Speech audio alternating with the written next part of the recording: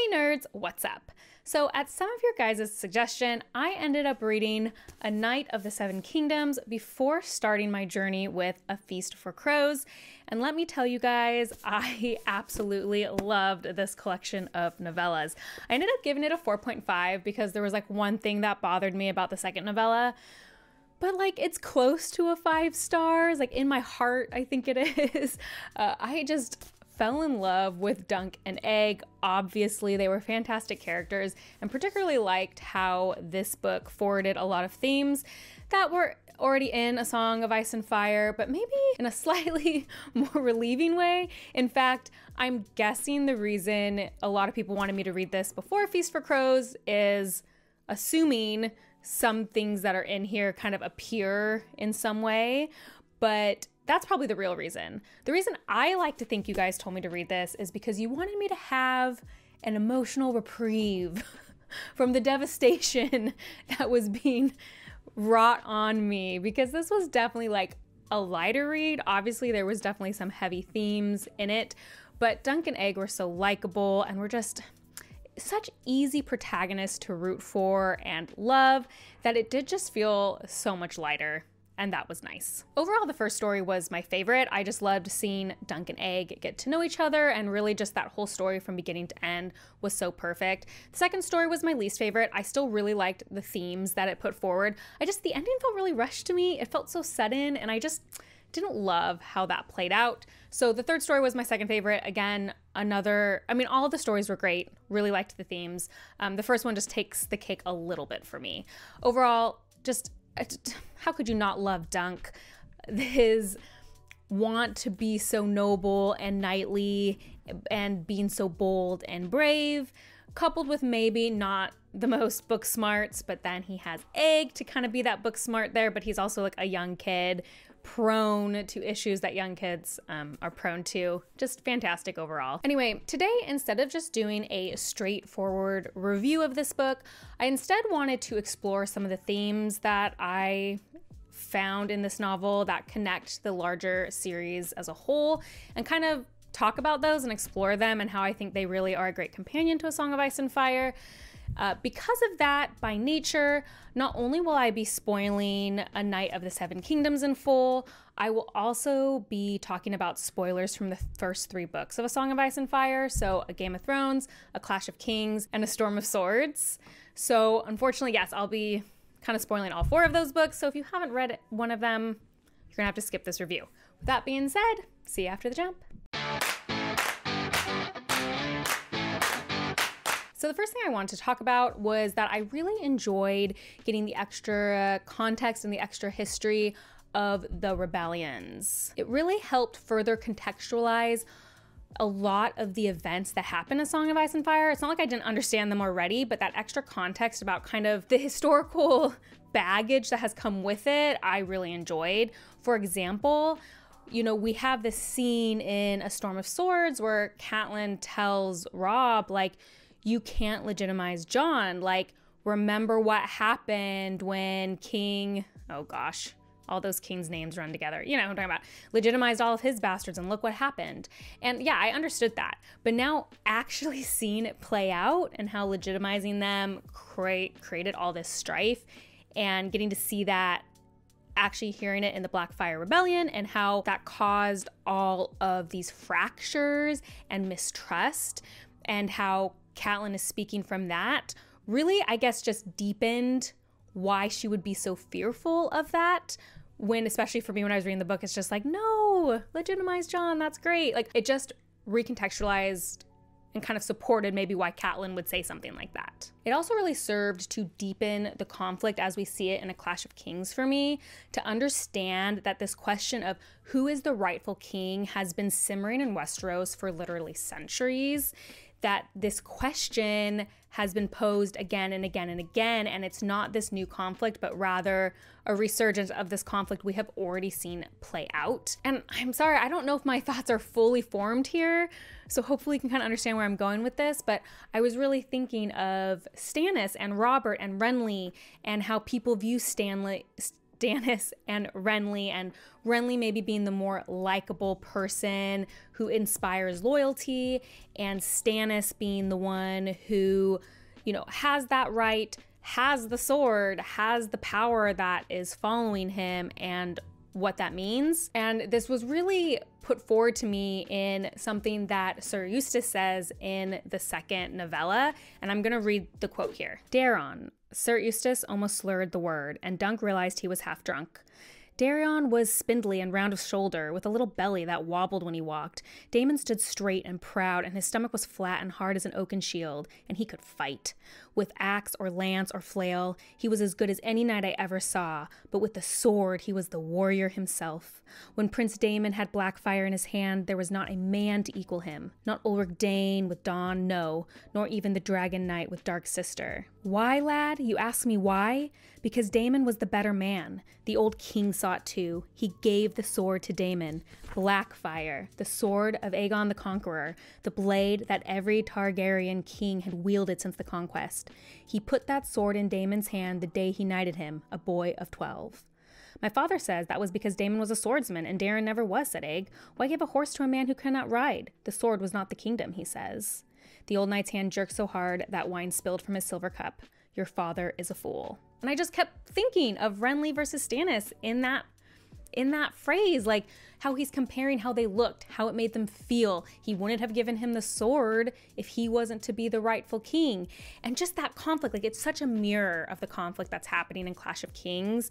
And I just love the deepening of that lore and how hearing that history supports that this is just something that's always been happening and what really is the right answer, especially as it's explored here. And it gave me this sense of melancholy, of a circle, right? It's just the same conflict happening again and again. Do we ever learn? Is there ever an answer? Hopefully that made sense. I would love to hear your thoughts on that connection, but I really liked it. Another theme I saw here that I really liked was something I'm calling the stories we tell ourselves. There's a lot of maybe miscommunication, misjudging because of the way stories are framed in here. What other people have said or told, what lies or truths we tell ourselves and others. Once again, the biggest example of this could be found in the second novella with Lady Rohan and Sir Eustace, and how in the beginning we are on Sir Eustace's side. It seems like this other party has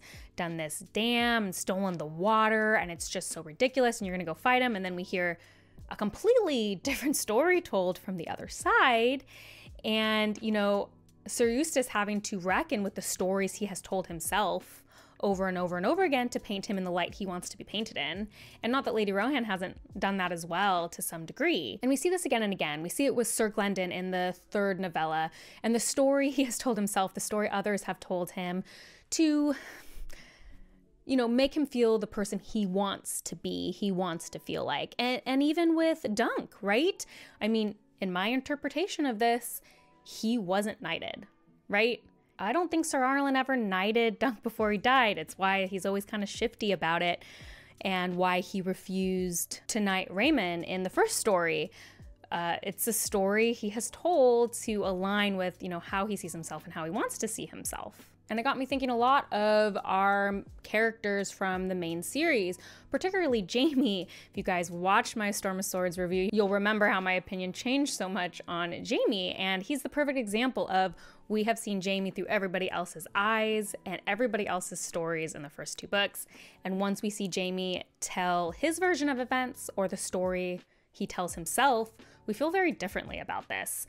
And that is in so many characters. Think of the different stories that are told when we look from Catelyn or Tyrion's perspective. Think of the different stories told from Sansa or Arya's perspective. We often tell ourselves the stories that puts us in the right, that justifies ourselves.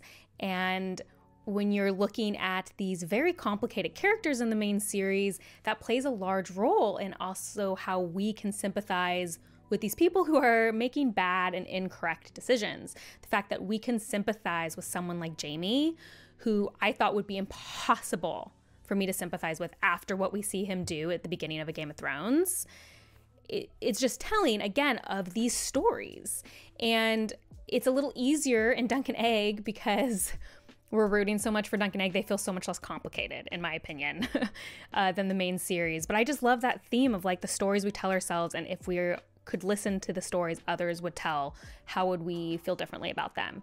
And another great example of this in A Knight of the Seven Kingdoms is Egg, when we have that whole conversation about like, it's still a bastard in the sight of gods. It doesn't matter that he was legitimized, and no bastards have done anything good. And Dunk is like, well, I'm probably a bastard. And then like Egg has to wrestle with that. What is the truth and what are the stories you tell and others tell? And I just really liked that through line. Another thing I wanted to talk about here was about how little events snowball, almost like a butterfly effect, but not quite. Just that this whole book is how like the smallest little decisions keep snowballing to make things worse and bigger than they are. And I do think that's where one of the chief melancholies comes from this book. Why we can't say it's just like overall hunky-dory, even though it feels so much lighter and happier. Overall, the simmering undercurrent of the politics in this book, has that thing of like every decision creates this consequence. We see this a lot in the first story. We got Prince Baelor who chooses to defend Dunk, and by doing so, his brother accidentally kills him, and Baelor probably would have been a fantastic king. Maker is probably a good king, but now is completely tinged and tainted by this event, other people's opinions of him, whether or not they know the true story, him having to deal with that within himself. Like, that is a big snowball event that happens because of all these little things. Sir Eustace's choices ultimately killed his entire family. These little tiny choices that he made along the way. And I think honestly the entire last story exemplifies this. All the little choices everyone made to be at this traitor's joust or whatever. And when we look at the main story, it's the same way. Especially when we look at the Starks' entire storyline. We have, Ned didn't want to, but he agreed to be Robert's hand. And then Arya throws a rock at Joffrey. Sansa tells Cersei of the plans. Joffrey decides to cut Ned's head off when no one else wanted him to. Catelyn decides to kidnap Tyrion. Like, a lot of these decisions were spur of the moment. They weren't premeditated.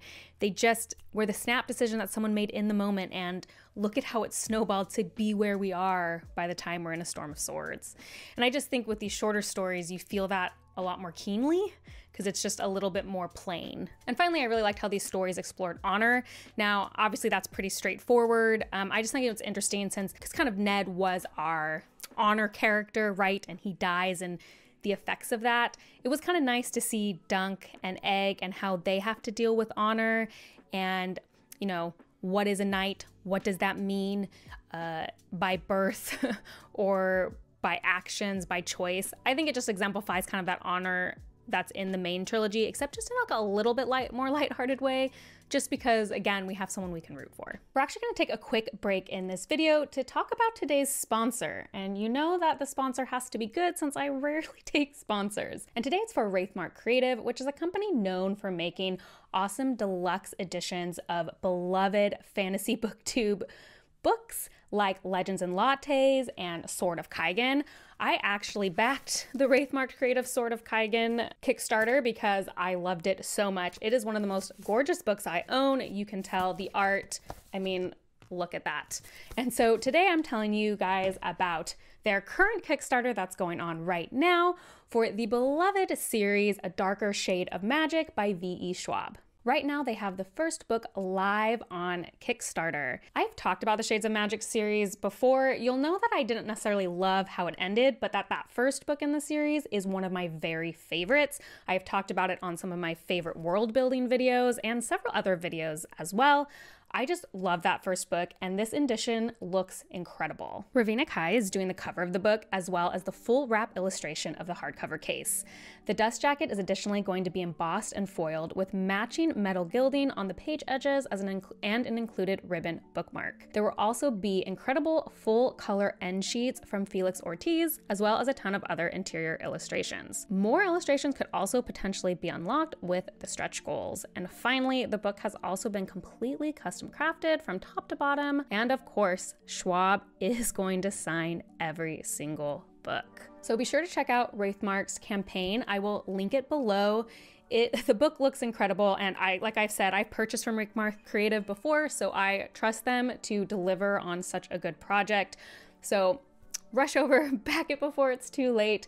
I'm very excited to see how that book turns out. Now, back to A Knight of the Seven Kingdoms. Okay, real quick before we end here, I'm gonna be on my Sansa garbage again. You know, it's not like Sansa's not even my favorite character, but somehow I am in this position to defend her with my life. So, what I'm gonna say, if you absolutely love Dunk as a character, but you hate Sansa, well, Dunk is significantly older than Sansa, and he believes in a lot of the same stuff as Sansa. Very black and white, kind of about honor and what's knightly. And to expand on this idea, Jimmy from the Fantasy Network has a whole thing that he talked to me about like this theory of how Sansa represents the reader. I don't think he's ever made a video about it. He did explain it during our recent Chatting with Nuts. I will try to find the timestamp for that and leave it below. But basically that Sansa represents us as readers because she is the one who is the most invested in the fantasy stories and knighthood and things turning out well. Jimmy explained it much better, but that's the thesis. And I was thinking about that while reading Dunk and Egg because I know a lot of fans love these novellas. And it's like, these novellas are the kind of things Sansa would be reading. These novellas are the kind of thing that Sansa would love. This is her vision of honor and knighthood. Yet we just don't give her any benefit of the doubt over that, huh? Just saying, before you hate her, you might think about it. Okay, and finally, last thing, I mean it this time, last thing before the conclusion, I want to talk a little bit about these stories being called prequels. I noticed after I read it that it said in the back that they're official prequel novellas, and at first I took real issue with the word prequel being used because it was used in a way that I wasn't used to, right? When we think of prequel, it's usually like a direct story that has to do with like the beginnings of older characters in the main series. Like, I guess when I think prequel, I'm thinking of New Spring from Wheel of Time, or I guess most recently, Ballad of Songbirds and Snakes for Hunger Games, or like Bookshelves and Bone Dust came out for Legends and Lattes. While my brain is just not going fast today. You kind of think of prequels that way. And this one, I'm like, well, it takes place like a century before. Doesn't really have to do anything with the main characters in A Song of Ice and Fire. But the more distance I got from it, I actually appreciated it more and more and more as a prequel. Because I'm like, it is a prequel, not just because it explains history that is alluded to in the main series, but because it expands and explores so much of the theming around the series. And in that way, I'm like, perhaps it is a better prequel than any prequel I've ever read, which I'll admit I am not like generally a huge prequel person. But this one, instead of relying on like a known character or known event, it instead reconceptualizes themes of the main series. And could there be any better prequel than that? It is so much more subtle.